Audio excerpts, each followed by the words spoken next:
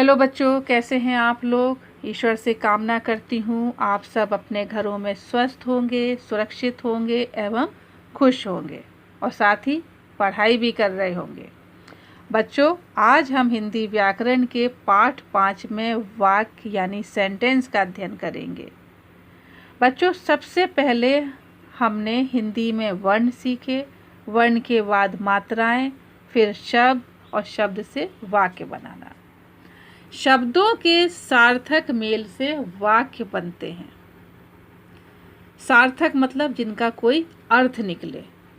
शब्दों के सार्थक मेल से वाक्य बनते हैं। मैं कुछ वाक्य बोल रही हूँ, आप ध्यान से सुनिएगा। पहला, है रहा खेल गेंद से बच्चा। दूसरा, खाना माता जी है बना रहे। आपने सुना? फिर से मैं बोल रही हूँ, है रहा खेल गेंद से बच्चा। दूसरा, खाना माता जी हैं बना रहे। तो आपने देखा कि दोनों शब्द समूहों में यानी वाक्यों को पढ़कर पता चलता है कि इन शब्द समूहों में शब्दों का क्रम सही नहीं है। अब हम इन्हीं वाक्यों को पुनः पढ़ेंगे। ध्यान से सुनिए। बच्चा गेंद से खेल रहा है, माताजी खाना बना रही हैं। बच्चा गेंद से खेल रहा है, माताजी खाना बना रही हैं। क्या अंतर आया? आपने देखा कि दूसरे शब्द समूहों में शब्दों का क्रम सही होने से सार्थक बन गए हैं, यानी सार्थक जिनका कोई अर्थ हो और निरर्थक जिनका कोई अर्थ नहीं होता है। तो ये जो वाक्य हैं ये सार्थक हैं। तो हम कह सकते हैं किसी भाव या विचार को पूरी तरह प्रकट करने वाले सार्थक शब्दों के समूह को वाक्य कहते हैं। किसी भाव या विचार को पूरी तरह प्रकट करने वाले सार्थक शब्दों के समूह को वाक्य कहते हैं। सरल शब्दों में हम कह सकते हैं शब्दों के सार्थक समूह को वाक्य कहते हैं या शब्दों के क्रमबद्ध मेल को वाक्य कहते हैं। क्रमबद्ध मतलब क्रम में। अब हम देखेंगे वाक्य के अंग। वाक्य में दो बातें मुख्य होती हैं। पहली व्यक्ति या वस्तु और दूसरी उनके द्वारा की जाने वाली क्रिया यानी काम।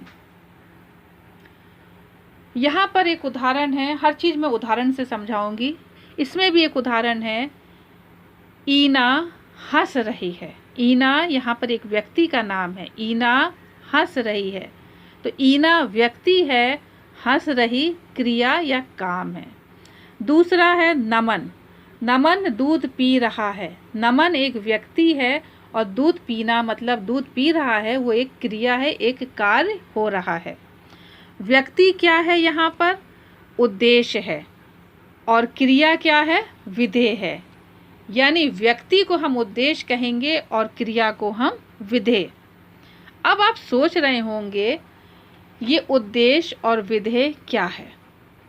बच्चों, ये दोनों बातें ही वाक्य के अंग कहलाती हैं। इस प्रकार वाक्य के दो अंग होते हैं, पहला उद्देश्य और दूसरा विधेय। उद्देश्य में क्या होता है? वाक्य में जिसके विषय में कोई बात कही जाती है उसे उद्देश्य कहते हैं। यानी जो भी सेंटेंस है उसमें जिसके विषय में हम बात कर रहे होते हैं उसे उद्देश्य कहते हैं। यहाँ भी उदाहरण देखिए। अमीना कपड़े धो रही है। और दूसरा उदाहरण, पिताजी समाचार पत्र पढ़ रहे हैं। यहाँ पर पहले वाक्य में अमीना उद्देश्य है और दूसरे वाक्य में पिताजी उद्देश्य हैं। क्योंकि हमने क्या पढ़ा इससे पहले? वाक्य में जिसके विषय में कोई बात की जाए, यानी कपड़े कौन धो रहा है? अमीना। समाचार पत्र कौन पढ़ रहे हैं? पिताजी। आगे चलिए। विधेय। वाक्य में उद्देश्य के विषय में कुछ कहा जाता है उसे विधेय कहते हैं। कुछ भी कह सकते हैं। वाक्य में उद्देश्य के विषय में कुछ भी कहा जाता है उसे विधेय कहते हैं। फिर मैं वही उद्देश्य वाले उदाहरण या विधेय में भी लेती हूँ। अमीना कपड़े धो रही है, पिताजी समाचार पत्र पढ़ रहे हैं। यहाँ पर कपड़े धोना और समाचार पत्र पढ़ना विधेय है, क्योंकि हमें विधेय का जो परिभाषा है वो हमें क्या बता रही है, वाक्य में उद्देश्य के विषय में जो कुछ कहा जाता है वो विधेय है। तो अमीना क्या कर रही है, कपड़े धो रही है, और पिताजी क्या कर रहे हैं, समाचार पत्र पढ़ रहे हैं। अब हम कुछ उदाहरण के द्वारा भी सीखेंगे। जो आपकी बुक में कुछ उदाहरण दिए हैं हम उन्हें सीखते हैं। पहला, बच्चा हंस रहा है। तो बच्चा जो है वो उद्देश्य है और हंस रहा जो है वो विधेय है। दूसरा, दादाजी सैर कर रहे हैं। तो दादाजी उद्देश्य हैं और सैर कर रहे हैं वो क्या है, विधेय है। रघु पतंग उड़ा रहा है। रघु आपका उद्देश्य है और पतंग उड़ा रहा है ये आपका विधेय है। अनीता सो रही है, यानी अनीता उद्देश्य है और सो रही यानी विधेय है। तो आपको अच्छे से समझ में आ गया होगा। मैं फिर से एक बार आपको उद्देश्य और विधेय को बता देती हूँ। उद्देश्य वाक्य में जिसके विषय में कोई बात कही जाए उसे उद्देश्य कहते हैं, और विधेय वाक्य में उद्देश्य के विषय में जो कुछ भी कहा जाता है उसे विधेय कहते हैं।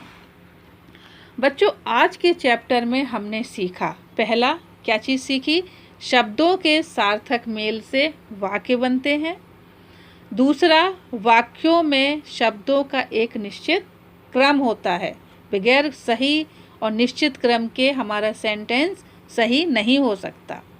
तीसरा, वाक्य के अंग होते हैं, 2 अंग होते हैं, पहला उद्देश्य और दूसरा विधेय। आशा करती हूँ आज का पाठ आपको समझ में आ गया होगा। इसके जितने भी अभ्यास कार्य हैं आप स्कूल वेबसाइट से देखकर अपनी कॉपी में लिखें और याद करें।